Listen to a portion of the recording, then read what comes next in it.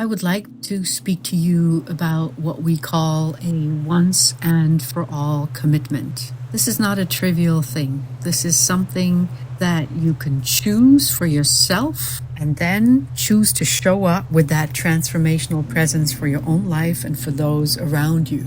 Making a once and for all commitment can feel like coming to the edge of a precipice and recognizing that perhaps you have a pattern of coming to the edge, standing there, knowing that at some point you're going to have to leap, but you keep procrastinating it. So you may stand there for a while, consider the pros and cons, and then step away until you come to the same point in your life and you know now it's time again to consider jumping. So you can do this over time again and again, and the once and for all commitment, inquiry and practice means that you understand who you choose to be when you face decisions that are wanting to happen for you. So the key here is making a commitment once and for all. It's about deciding right now, in the present moment, that this is a path that you are choosing.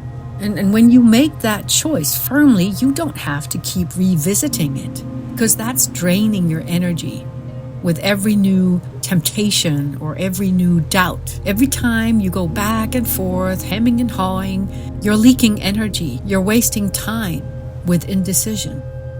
But when you or your client make a once and for all commitment, you or your client free yourself from that constant internal conflict or debate.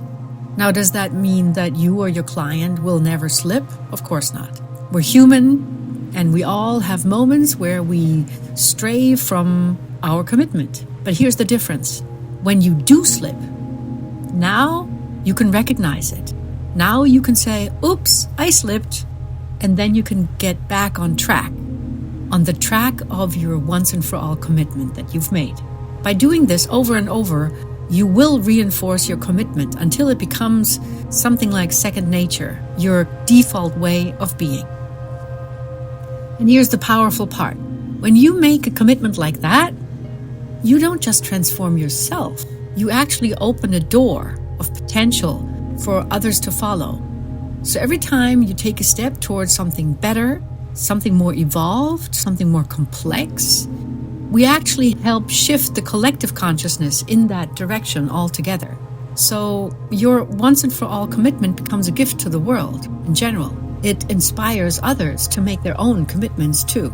So let me give you a real life example. Imagine a leader who decides to fully embrace transparent, open communication with their team. At first, that seems a bit uncomfortable, and they might slip back into old habits of withholding information or thinking they have to do everything on their own because they're responsible, or sugarcoating difficult news. But each time they recommit to transparency, it becomes easier. Eventually, they create an environment where everyone feels empowered to speak openly.